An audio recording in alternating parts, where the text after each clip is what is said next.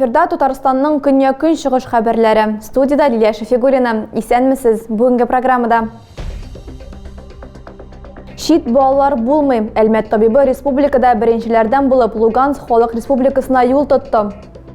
Қонлы киш гаилә әгъзалары арасында туган низаг җинаять белән тәмамланган. Пычак үз-үзен саклау чарасы булганмы һәм полиция вәкилләрен мыскыллау өчен хатын-кызга нәрсә яный. Кеше шәһәрләргә зур музыка. Әлмәт музыка көллиятендә Моцарт исемендәге концерт узды.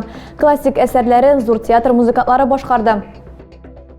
Әлмәт хирургы Татарстаннан беренчеләрдән булып Луганск халык республикасына китте. Балалар табибы Кирилл Булатов Лисичанскига юл алды. Онда ул кечкенә авыруларны дәвалаячак. Аны нинди теләкләр белән зоттылар һәм командировкада ничә көн булырга туры киләчәк. Әлмәтнең балалар хирургы Кирилл Булатов Лисичанскида яшәүче нәниләрне дәваларга китә. Эш сәфәре 1 айга исәпләнгән. Балалар хастаханәсенең актлар залында табибны хезмәттәшләрем һәм башкарма комитет вәкилләре затты. Белеме һәм тәҗрибәсе белән ярдәм итү теләге хирургтан өлешчә мобилизация игълан ителгәч туа. Дуслары хезмәткә киткәч, ул хәрби комиссариатның баш табибы белән элемтәгә керә. Фикер алышкач сәфәргә әзерләнә башлый. Ләкин аны вакытлыча кичектергә туры килә. Соңрак исә Лисичанск Татарстанның шәфлыкка алынган шәһәре дип игълан ителә. Шунда хирург иптәшенең гуманитар ярдәм күрсәтү хезмәте белән шөгыльләнүен белеп ала. Чираттагы йөк нәкъ менә Лисичанскига китәргә тиеш булган. Элек бу шәһәрдә 200 мең кеше яшәсә, бүген биредә нибары 30 мең кеше исәпләнә. Шуларның 3 меңгә якыны балалар һәм бер генә табиб та юк. Димәк, ярдәм итәргә кирәк дип саный Ират. Табибның тормыш иптәше Елизавета Булатова өчен бу иң авыр сынау. Ире белән бергә китәргә теләк белдереп караса да, ханымга өйдә калырга туры килә. Елизаветаның шиге юк. Аның тормыш иптәше 1 айдан сау-сәламәт туган ягына кайтып җитәчәк. Кирилл Булатов шәһәрдәге нәниләргә ярдәм күрсәтеп кенә калмыйча, җирле халатларга үз белемнәрен өләшергә дә планлаштыра. Махсус операция зонасында хезмәт итүче хәрбиләргә зәй халкыда ярдәм итә. Яшьләр клубларының берсендә волонтерлар солдатлар өчен маскировкалау шелтәрләре үрә. Адилә Борханова эш башын күзәтеп кайтты. Аксар мәктәбе укучылары игелекле гамәлгә кушылган, берәүләр кисә, икенчеләре тасмаларны әзерләп кагаз капларга тутыра бара. Шулай итеп, алар маскировкалау шелтәрен үрү өчен кирәкле материал әзерлиләр. Без бергәләп маскировка сеткасына ленталар кисәбез. Сетка өчен материалларны кайберләр үзләре алып киләләр идән, агайберләр үзләре биләләр.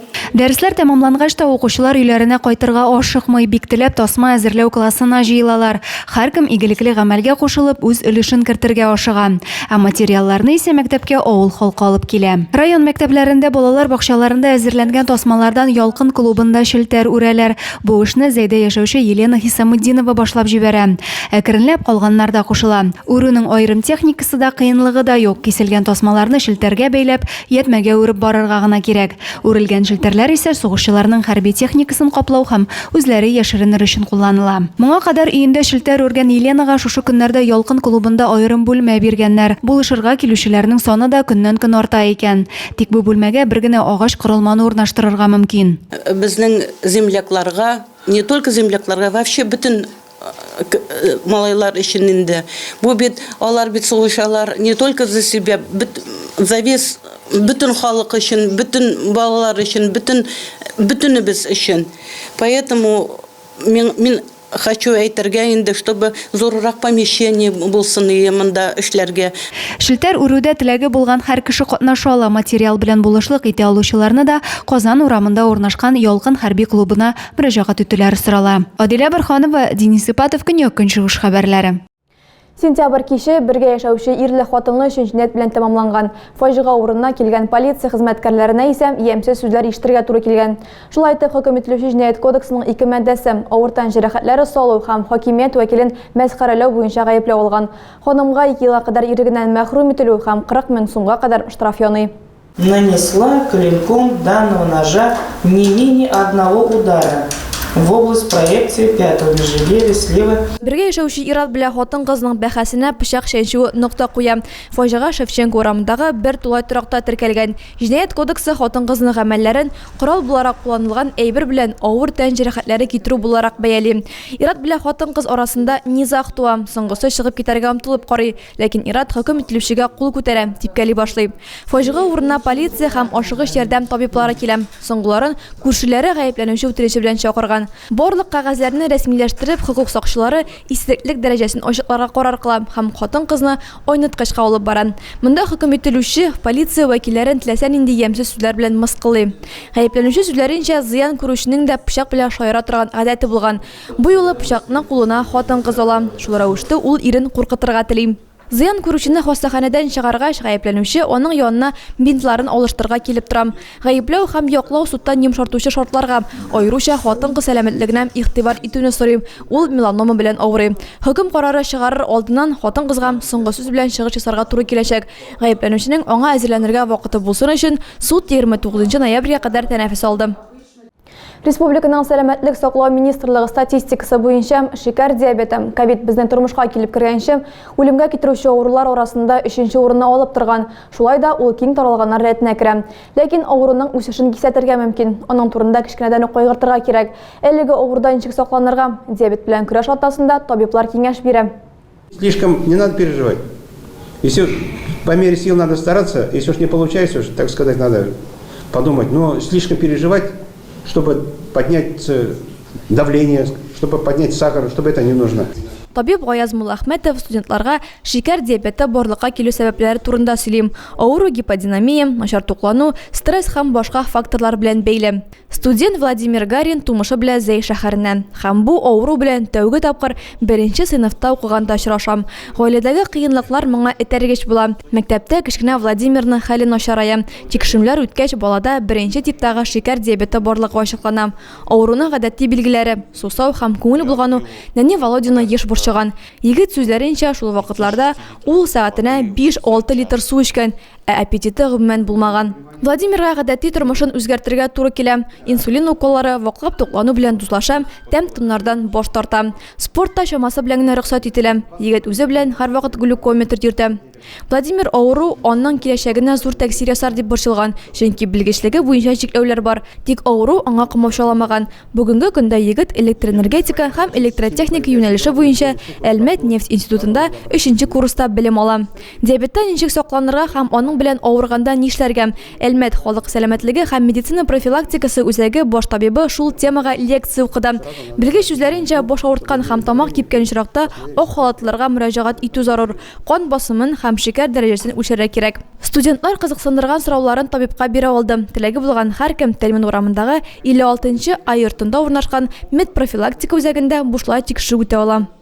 Зур театр музыкантлары үз программаларын кыска һәм ачык итеп Моцарт дип атаган. Классик исемендәге концерт Әлмәт музыка көллиятендә кече шәһәрләргә зур музыка проекты кысаларында узды. Нефть каласы бу сезонның соңгы шәһәре булды. Зур музыка язга таба, кышкы сессия һәм каникуллардан соң янә яңгыраячак. Кече шәһәрләргә зур музыка дип исемләнгән Россиянең атказанган артисты Виктор Ямпольский һәм сәнгать күпере фонды проекты быел старт алды. Уку елы башыннан ул илнең 5 төбәге һәм Татарстанның 4 шәһәрендә кунак булырга өлгерде. Бу сезонда музыкаль ноктаны Әлмәттә куярга булганнар. Хәзер башкаручылар һәм тамашачылар сессия һәм каникул өчен тәнәфес алды. Артистлар язын Саратов, Әстерхан, Свердловск өлкәләренә һәм Башкортстанга юл тотарга ниятли. Кече шәһәрләргә зур музыка мәгариф проекты санала. Шуңа күрә иртәнге якта музыка көллияты студентлары һәм музыка мәктәбе укучылары, аларның мөгаллимнәре өчен дистәләгән мастер-класслар үткәрелде. Ойнас Галеев тамашачы. Башта Мәскәү музыкантларының дәресен тыңлаган, соңра концертның үзенә килгән. Егет эстрада джаз бүлегенең 3нче курсында укый. Джаз җанатары буларак Ойнас хәзерге агым һәм таләпчән классиканың уртак яклары күп дип саный. Моцарт классик музыкант булуына карамастан, үз чорының төп джаз остасы исемен йөртә. Башкала артистлары бөтен илне әйләнеп узарга ниятли, әмма Татарстанда ешрак булырга теләкләрен белдерде. Фонд Казан консерваториясе белән хезмәттәшлек турында килешү төзеде.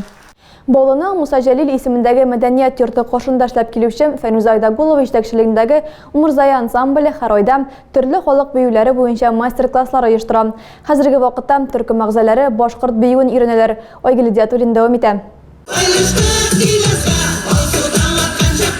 Тамашачы Умырзая ансамблен һәр бәйрәмдә көтеп ала. Алар сәхнәдә яңадан-яңа программалар белән чыгыш ясыйлар. Бүгенге көндә төркем аерылыштык бик азга җырын өйрәнә, репетициялар оештыра. Башкорт хәрәкәтләрендә төркем чираттагы яңа җырны башкарганда күрсәтәчәк. Башкорт хәрәкәтләре татар биюенә караганда бик җайлы. Мин үзем башкорт кызы булгачтан, мин гомер буе яшьтән үк башкорт биюен биедем. Лауреатлар, дипломатлар исемен алган. Миңа ул менә шундый якын ул, шундый рәхәт анда хисләнәсең. Анда тиз генә, резкий генә движениеләр юганда анда бөтен җаның тәнең белән көйгә кереп рәхәтләнеп биесең. Ансамбль җитәкчесе әйтүенчә, башкорт хәрәкәтләренә төркем әгъзалары бик тиз өйрәнәләр. Алда әле тамашачыны сөендергәнче аларны күп сәгатьлек кабатлаулар көтә. Ә киләсе айны төркем Мари биюен өйрәнергә планлаштыра.